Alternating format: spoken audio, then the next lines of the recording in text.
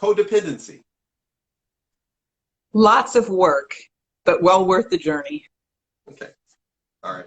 Next one. The state of feeling overwhelmed. Break it down.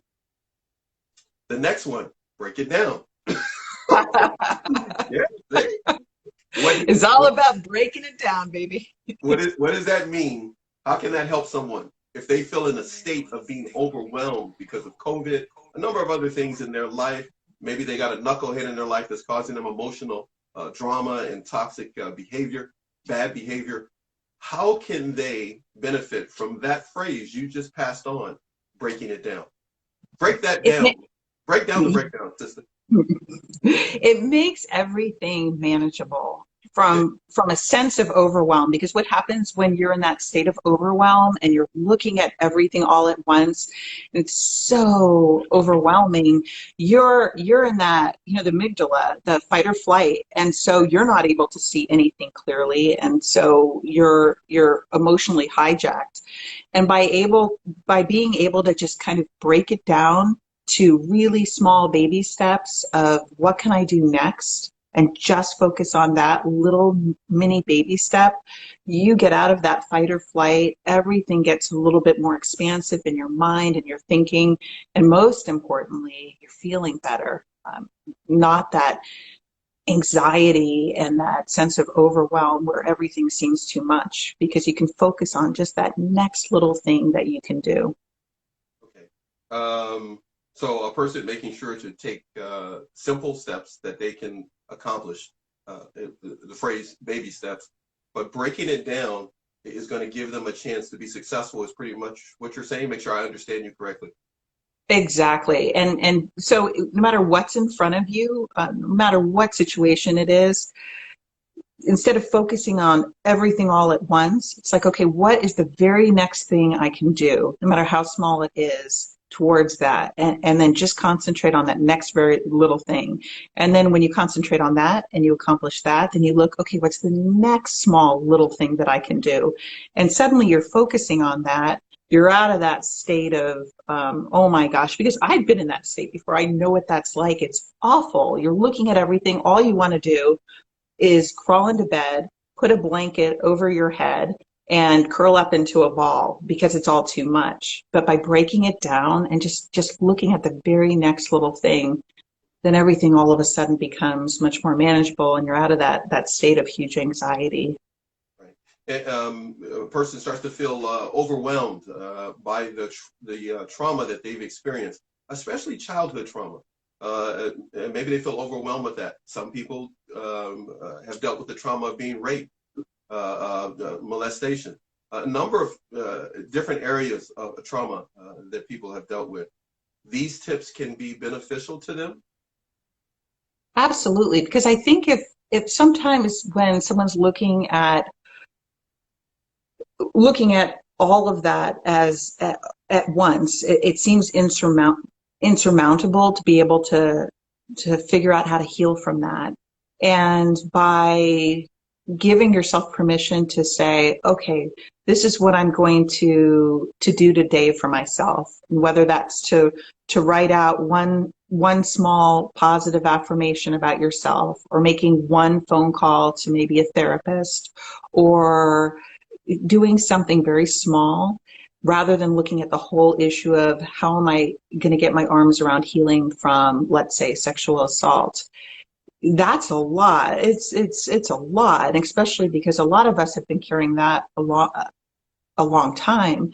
But by breaking that down to just something small that you can start to do, with that willingness of wanting to heal that, then it becomes a lot more easy to envision that process of healing.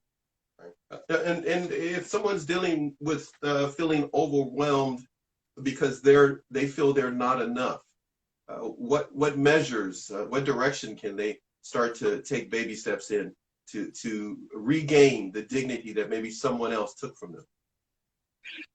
Yeah, I mean, that was my journey. For a very, very, very long time, I did not feel enough. I did not feel worthy. I did not feel lovable. I couldn't do that myself. I didn't feel that myself. And it was a process for me of, rather than looking for other people to validate that, in fact, I was all these things. I am worthy. I am lovable. I am enough. I began those small steps along that journey of doing things along that journey of self-love and that self-worth.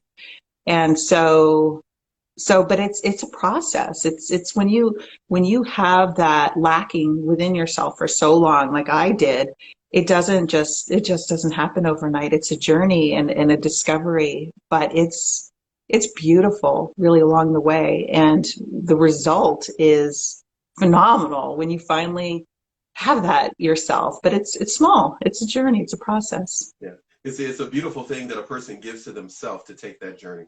But it really is. It is one of the bravest things that a person can do for themselves, courageous thing that they can do for themselves, and not look for a brave person outside of themselves or this courageous guy that's going to come save them, or some a figure that's going to come save them, father figure, or whatever the case may be. But they can literally be courageous and brave for themselves. And I truly agree with you 1,000%. It's a beautiful process that a person can go through. I've witnessed it many times with people, and it's amazing to see their smile become deeper and richer, and that smile becomes by choice and not to cover up pain. You know, it's a different thing. All right, enough of my soapbox. Here we go. Get back on what we're doing. Okay, here we go. Okay, you ready for this one? Okay. Maladaptive, addictive behavior. Trauma-based, almost always. And a person listening to that and go like, well, that sounds really clinical. I don't break it down for me, and I don't have a degree. Break it down for them. All right.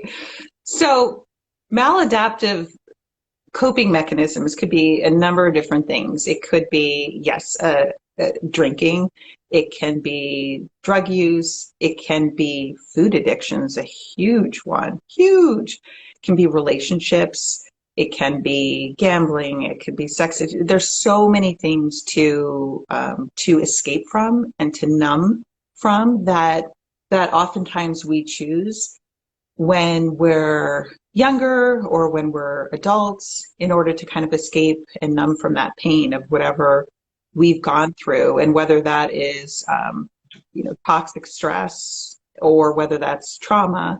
It's something that is usually readily available, and a lot of people also, gaming is another one that I've been hearing a lot of recently as well.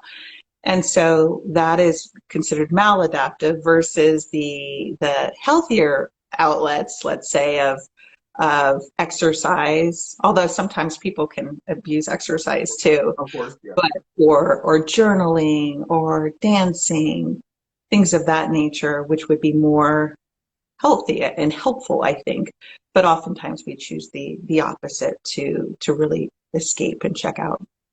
So that there are greater choices a person can make so that they can have an emotional space that they can live in, even if they weren't provided that by their caregivers as they were growing up, or trauma was brought into their life. They can find ways to make adjustments through multiple choices of ways to have multiple healthy choices of ways to recover from trauma. We could go down that road some more, but I got to keep going. Okay, here we go. Next one. A person is feeling a lack of self-worth. Now, we just said they weren't feeling that they were enough. Now, we're talking about a lack of self-worth. What advice would you give there, or tips you could pass on to somebody there? Similar, there's a lot of different activities, and including that I go down that path with people, that I try to make it fun. One, I try to find out what their passions are. A lot of people enjoy art, and like art therapy is amazing. For instance, I stopped coloring for whatever reason and stopped painting when I was a little girl. And I used to be pretty good, and I don't know why I ever stopped, but that was one of the mediums. So when people first suggested that as a way to look into kind of rediscovering my self-worth, yeah. I was like, oh no, that sounds like a chore. I'm not very good at it. I don't want to do that. But then when I started doing it, it was a lot of fun, and I was able to kind of explore and have fun with it. Cool. So there's a lot of different fun mediums with that. And then also, even like gratitude is something that's amazing. We often do gratitude exercises for other people, but to have that gratitude exercise really focusing on self as well is hugely powerful to help with self-worth. Yeah. It can be made into a regular game. It can be used as a coping mechanism when it comes to gratitude, or the ability to take a moment and meditate on what's truly beneficial in the real world that is in our life, and not live in that imaginary world of anxiousness and fear, and Right. able to stay calm by showing gratitude. But I'm gonna tell you right now, man, if you stepped into my house right now, man, we color up in here, man. We got schedule. Nice. Yeah, it's not me. No, it's not me. It's my daughters are really good at it. But it is a major way in which somebody can unlock something that has them feeling stuck.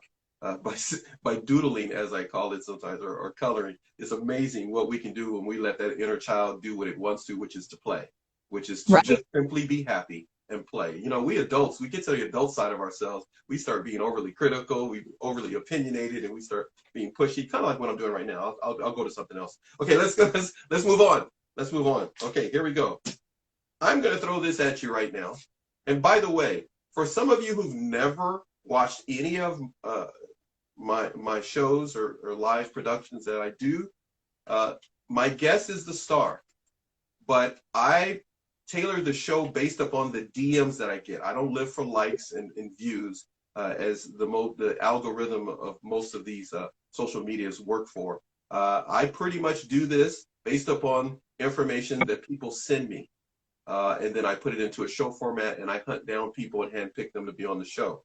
And I get awesome people. I have not had one person that was horrible. Everybody is awesome. And today I am blessed that you are with me again today, Tatiana. I appreciate it.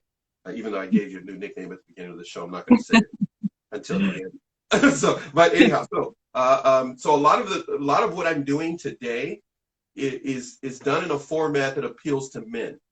So some of you may not, this may not be the taste of what you want. You want a prepared, beautiful Zoom format. No, this is kind of an ESPN type of a way. It goes at a certain pace. Men can grasp it because I deal with a lot of men through my DMs, and they want to see shows this way, because this is the way they can help themselves when it comes to mental health. And they like guests like what I have. They like guests like Tatiana, who are straight shooters, who are fun, who are serious, and at the same time will speak her heart. And I appreciate you so much today for doing the second day with me as I'm back from vacation. And here we go again. All right. Emotional blackmail. Mm. I didn't expect that face. I didn't expect that. That's pretty good. That almost looked like, hey, that just happened to me last night. That's kind of. Yeah. That's exactly right. That's exactly right. That has been a very personal journny for me, and that's why you saw that face. That came It's from my DMs. I just wanted to throw it out to you. So just remember, for all of those, I'll give you some time to think about that emotional blackmail for a second. If some of you, well, you know you're going to be on the show, and I'm booked with shows, so I'm blessed with that. A lot of great people coming on. So I want you to be duly warned. We have segments like this in which I just throw stuff at you that people want your opinion on as a professional or as a coach or whatever it may be. So if you are going to come on the show, be prepared to make a face just like she just made. So when this is downloaded, rewind it back and go like, oh my goodness, Paxton's going to make me make that face. I got to be ready. So these are things that are connected to Tatiana's life, as well as people write into me. Now, I talked enough to buy you some time. So on purpose, I told you, our pre-show prep, she knows what's going on here. I'm buying you some time. So again, emotional blackmail. Give us your thoughts and feelings on that. So there is a book actually called Emotional Blackmail, and I can't remember the author. I can look later, but I think she's Claudia Hurt or Black, or I'm not sure. If I, Something like that. you get a chance to later, you can Yeah, put it's an put it in the excellent book. comments on this page later. But go I ahead. I'm think it, I think it's one of the most amazing books on the topic, emotional blackmail. And for me, with my journey with it, it was very hard. It's very hard to see emotional abuse, emotional blackmail. I think it's so much more complex to be able to see that and get your arms around it than obviously physical abuse, sexual abuse, but emotional blackmail. A lot of times you don't even know what's happening to you, or perhaps because the boundaries get softened over time. And I think, like for me, I wasn't even aware over the course of time what was really exactly healthy and what was unhealthy because I wasn't able to be objective with it. And emotional blackmail, it uses guilt, it uses obligation, it uses fear as a method of controlling with so that's why it's called emotional blackmail. It's a form of emotional abuse of somebody getting what they want, and it could be actual threats, but it could be much more subtle than that. Mm-hmm. And well, if you really loved me, you would do this. That's pretty direct, but where it's much more, it can be much, much more subtle than that. And it could be even gestures or people withholding perhaps affection, or it could be somebody just acting very hurt, like you've hurt them and you've let them down. Now, see, for me, I was always very susceptible to guilt. And so it was very easy for me to feel guilty. I've gotten really good about that now, but I'm not perfect. But boy, before I could feel guilty with anything, like somebody could like down on an airplane could spill a drink and somehow I'd be like, I wonder if that was my fault somehow. Not really, no, not really. That's an exaggeration, but I'm very susceptible to be manipulated by guilt. So, and doing the right thing and not wanting to hurt people is a big thing. So for me, I was a really easy target for emotional blackmail and emotional manipulation, abuse, and all of that. So it's a long journey, but at the same time, to be able to see that, especially when you're enmeshed in a relationship, and it doesn't need to be only a romantic relationship. You could be suffering from emotional blackmail with a family member. You could be suffering from emotional blackmail from a boss. Or a friend as well. So it doesn't only have to be a partner. And once you're able to get objective about it and really understand it, which is why this book really helped me, and when I worked through it with my therapist as well, of being able to recognize it, because I wasn't even really aware. And once I was, and then I started to be able to write things down as I was hearing them. And then when I saw it on paper, I was like, wow, this is really inappropriate. Yeah, And truly, and yeah, I agree. Yeah. yeah. And so it's great, but it's a big topic, and emotional abuse is no joke. It really can take a toll on a person, mentally, physically, spiritually, emotionally, everything. But again, if a person was never raised to know that that's inappropriate, and they think it's okay, we kind of touched on this yesterday, and I'm glad you're bringing it up right now. That emotional abuse just becomes a pattern of their existence with another person, or that family member, or that boss, or whatever it may be. And then it, of course, has a ripple effect. It carries into other relationships. It just becomes a pattern that they think it's okay, but they're feeling either something's off, or they just don't feel that their dignity is being acknowledged. It just anyhow, it's. I'm glad you touched on that, and I appreciate that you explained that so well. Explain these things to everyone from your perspective. What does it mean to be a stronger mom or a stronger person? You touched on that yesterday, and it's something that's touched on even in your page. From your perspective, how can a person become a stronger person? What are some tips you can pass out? I've become a stronger mom and a stronger person by literally just working on myself. The more that I transform and work on myself and actually do self-care for myself, then I become a much better mother because I'm able to be there for each of them in a really meaningful way, and being able to hold space for them and whatever is going on with them, rather than before. I thought the measure of my success years ago was how productive I was, how busy I was, how much I could juggle, Right. and what the result was is that I was all over the place. You know, my mind was spinning a million miles a minute. I was doing this, I was doing that. I'm like, wow, but look how busy I am, and look how productive, and yes, aren't I successful, and aren't you proud of me? But that's not really, that is nothing what it was about really for me. What I realized was it was a process for me to be okay with taking care of self first. And once I did, and once I started to do working on me and making sure that I was emotionally healthy, then I became, and I mean, I've always had a really close relationship with my boys, but I became a much better mother, even more so. You're becoming a stronger person, and being a stronger mom proved to be beneficial to you and your family. So now I move on to this question then. How did the narcissist affect you when they crossed your path and came into your inner circle of your life? What damage was caused?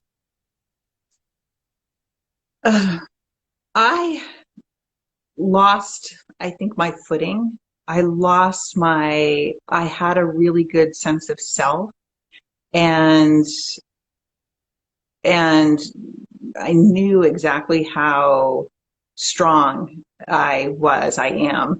But I think over the course of time with narcissism, especially because there's so much gaslighting and there's so much you feeling of insecurity, and you're walking on eggshells, you're not sure what's going to come next in terms of the emotions. And so for instance, for me, I was so focused on the other person of, okay, how do I make sure that they stay um, stable, and that they're not set off, and then also where I'm not being triggered with my abandonment issues, where I feel like I'm not going to be just abandoned, and want to make sure that that's stable. There's so much focus on that over the years, I lost that sense of footing, that sense of self. And then I started to doubt myself, especially with gaslighting is really, really tremendously harmful, because it actually starts to make you think maybe you've gotten it wrong, or you didn't remember it right, or gosh, is there something wrong with me? And over the course of time, if you're told enough times, like, that's not what I said, that's not what happened, you've got that wrong, you okay? You start to doubt. No matter how strong you come into it with a sense of self, it takes a toll, and it takes time to really rebuild that, and repair and heal from that. In the process of repairing and healing from that, did you turning your attention to exercise prove to be something beneficial to you? So much. Exercise is huge, and not for the reason of, yeah, feeling good about yourself and feeling physically fit, but I just mean from the mental aspect of it. It's amazing. I can go into a workout and be feeling so stressed about whatever has gone on from a given day, and I can exercise and I feel so much better afterwards. I feel so much better. So exercise is a huge key component in that whole healing modality for me, as well as I think for others, as I always suggest. Cool. Absolutely cool. Absolutely cool. I'm going to do something that I hope you will be able to endure because, hold on one second. Hi-ya. Okay, we are going to go down a journey. I don't know if you have it there in front of you. There were a few postings that I sent you from your page. I don't know if you're able to access them on your end over there. I think if I minimize this, I could get into it, but If that's not, okay. no, I no, remember taking a look. wait, that's all right. Don't. Oh, I know what you can do for me. Do me a huge favor real quick. Can you show everybody your cool shirt? Because I did plug that yesterday. And there's a reason I'm wearing this shirt. Yeah. Go So Buccaneers! she got her Yep, working. Yeah. So it's it's football weekend. Buccaneers. So go ahead. I'll let you get your love in, even though you don't like Tom Yeah, Brady. I'll let you go get your love Bucks! in. I don't. I can't stand up. I can't stand up with anything that says Raiders on it. So I'll just stay here. So I put on some red for so that we can kind of color coordinate to a measured degree. Oh, Yours is cool. Yours is cooler than mine, so I'm not going to touch on it. So you are either ready or getting ready for the weekend. I don't know. I'm just going to throw that in while I look for something for you here. yeah, I haven't gotten ready yet. I kind of take one day at a time, but I think probably tomorrow I'm going to go and get some fun appetizers and things like that, and I'm ready. I'm excited.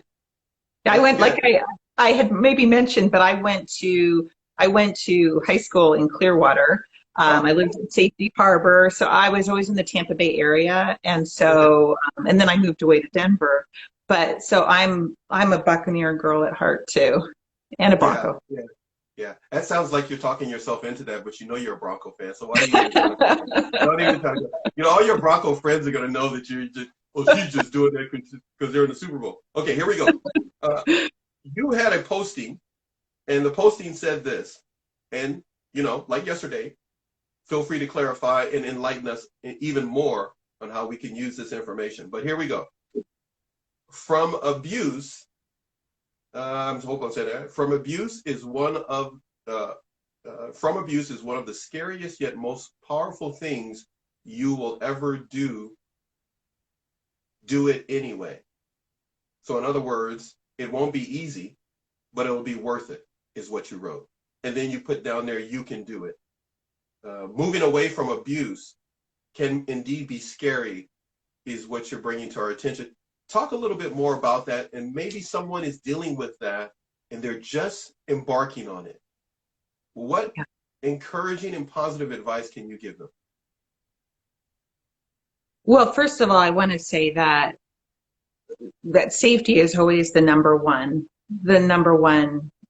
consideration. So that's sometimes people can't leave right away because of safety reasons. So that's always got to be the priority. For someone never to put themselves in a place without planning where they leave and perhaps that's putting themselves in danger. So I think safety planning with someone in the community, like in this Sarasota community, we have an organization called Spark, Safe Place Center and Rape Crisis Center. And so they're great at safety planning.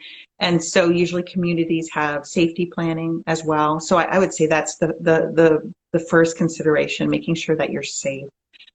But the other thing is that it's so much better on the other side. It really is. But when you're in it, it's so scary because it's not as simple as a lot of people have that misconception or aren't educated as to it as they see it more as black and white. Wow, somebody, perhaps was physically abused or sexually abused or is being emotionally abused. Why not just leave? What's wrong with the person? And there's a lot of victim blaming that goes Yeah, on with that. Why right, don't they just get out? right, right. And because it's domestic violence is includes so much of that, what we were talking about, the emotional abuse. And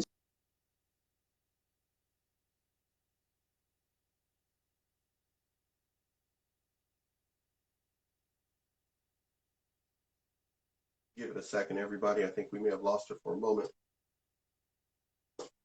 And we see if we come back around. Or you may be able to still hear me, by the way, everybody, hopefully. Give it a second.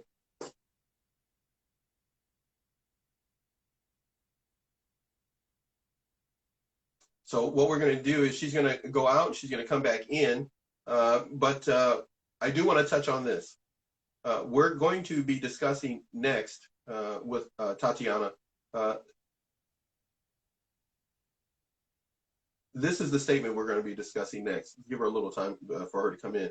I'm at the stage in my life where I keep myself out of unnecessary arguments. Let me get her back in here for a second, everybody. So everybody hold on for a second.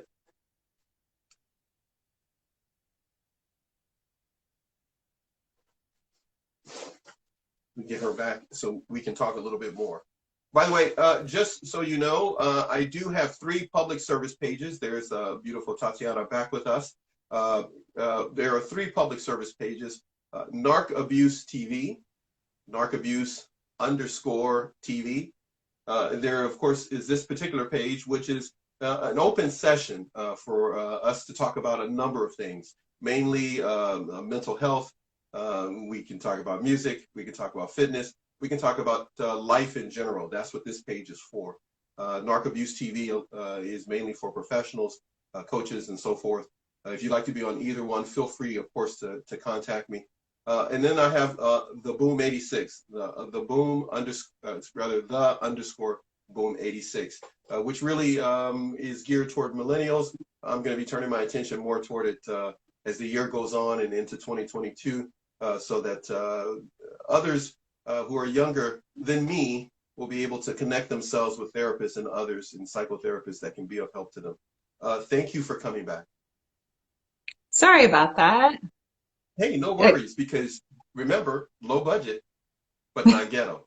So ghetto would mean I take my little can out and string and talk to you. But see here, we're you know, we actually got some technology, but sometimes, like with life, sometimes things need to be rebooted. So those things happen sometimes. You were saying, any thoughts that you had that you were saying? I think I left off before I got the circle freeze frame was that so many women. That was the narcissist trying to interrupt us. So go ahead. That's right. Don't say anything. They just go in circles. They just go in circles. We reboot and we just keep going. You know, that's the way you got to treat life. Go ahead. We roll with it. That's right. They in circles. Go ahead. They're in circles, not us. Go ahead. So many, I think I left off where I was saying so many women, and I would agree with this, and men too. This is not just a woman thing, domestic violence, but I will use women just to say women, but I want to acknowledge that it's not just women. We'll say that the emotional abuse is so much worse than physical abuse, and I would agree with that, because with physical abuse, the scars heal, the bruises heal, but emotional abuse that goes on in the domestic violence realm is so much deeper and takes so much of a more of a toll. And that's really the reason why oftentimes it's so hard mentally and emotionally for people to get out, because it doesn't happen just overnight. It's not like you go on a date. I'm not going back. It's okay. I see the circle, but we're gonna work with it. Okay, so I'm gonna keep talking. Yep. Keep okay. Going. There you go. That's it. So it takes time, and it takes what it takes, and when someone is ready to be able to get out safely, and knowing that that they deserve more. And it takes, like I said, oftentimes working with someone else, working with support from friends, from a local agency, to be able to get out. But again, there's a lot of misconception where people, I think, just judge that, and they don't understand quite why it's lasting as long as it is for someone. but again, when the self-confidence has been ripped over the years, where and a lot of times there's a trauma bond too that gets formed with the victim and the perpetrator, and dependence on that person, and it's scary. So that's why I'm saying it's super scary, but it's so worth it. It's so worth it. And then a person finds themselves starting in that position, because people are in different phases of their life in dealing with someone who's toxic, who's got bad behavior, who may themselves have mental issues that need to be addressed. And they're on the victim side of that. They are the prey. And so they're trying to find a way to live and wake up each day and make it productive and still stay happy. Here we go. Question I'm throwing at you. Name 2 things that a person can do to try to hold on to their own dignity each day if they are in a situation that they're dealing with a toxic person who has bad behavior. Calling someone for support, I think, is huge. Huge, to be able to get support from outside of that relationship, which oftentimes can be challenging in itself, because again, there's a level of control and sometimes isolation where and it can be even so bad where phone records are being watched, and so that might be difficult. But if all possible, being able to get someone for support, I think is huge, because it's the most nurturing thing that you can do for yourself when you're so alone and you're so isolated and all you have is this other person. So that would be one thing. And then I think the other thing is just to do whatever you can do in terms of nurturing for yourself, even as small as it is, to give yourself some self-love, so that you can have that hope and knowledge that you're worth it. And it can get better, and you will get out of it. It just might take some time. It took time for that person to groom their prey and look for their victim and pounce emotionally on their victim, and sometimes even physically. It is going to take some time to get away from it, but it will be worth it. And you are not alone. If you are listening to this, if you are watching this, you watch this download later, please, the words can seem as simple and meaningless as anything else when someone tells you you are not alone. But I truly tell you that there are resources in your area. There are people that will understand and will come to your assistance. But do not stay in a situation where your life is in danger, or especially the life of your children as well. Please keep that in mind. I do want to go on to something I was touching on while we were getting the narcissistic circle, internet circle, that was trying to cut us off, that toxic circle. All right, it can't stop us, though. Can't stop us, girl. Can't stop. Okay, all right. Right. God, a friend in me. Okay, all right, all right. So many songs. All right, here we go. You had a posting that said, I am at that stage in my life where I keep myself out of unnecessary arguments. So even if you tell me 1 + 1 = 5, you're absolutely correct. Enjoy. That was your posting. Matter of fact, you put this in the comments. How much is your energy worth? And you go on to mention some other things too. So talk about that with us. Clarify and help us to see how that can be beneficial, that posting that you made. There is so much in there that I love, that I love to apply to myself as well as to help others, whether that those are clients, whether those are friends. But the first thing is just that realization that everyone is seeing something, an event, from their own perspective. They really are. And the energy that some people expend on trying to make someone understand their point of view and agree with it is phenomenal. Where I think it's a crazy waste of energy. I think it's fine to be able to explain where you're coming from, you know, if people are generally curious and open, but to try to have, if someone has a different mindset, and again, it's a fun exchange when you're talking about different ideas. That's fun, and you're having a great conversation with someone. But when you're going in where someone has, you know, again, that's a 1 + 1 = 5. You know, they have that point of view, and I'm coming into that conversation or exchange with, and not only that, I'm going to show you why I'm right, and I'm going to make you see my way. I'm going to make you see it and make you agree with it. It's yeah.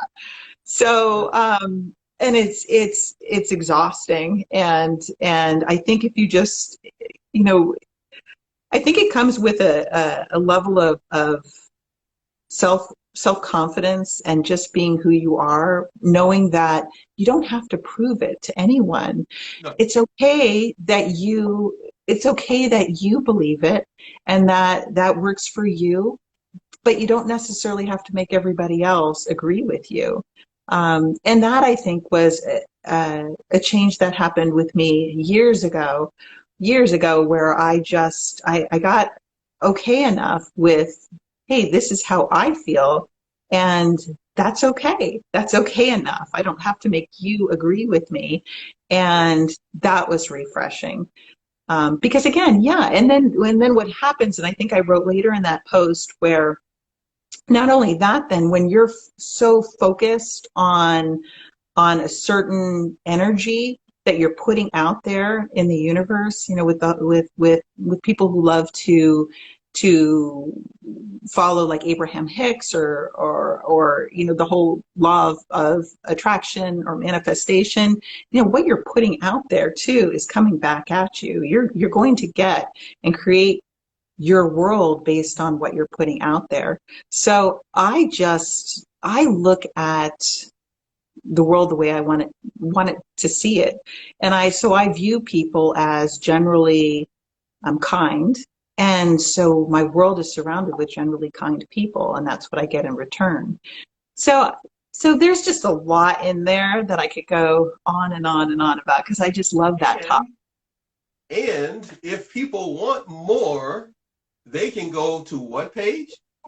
Tools to Thrive. I'm sorry. What was that? One more time, please. Tools to Thrive. Ta-da! I don't have any music to put over it.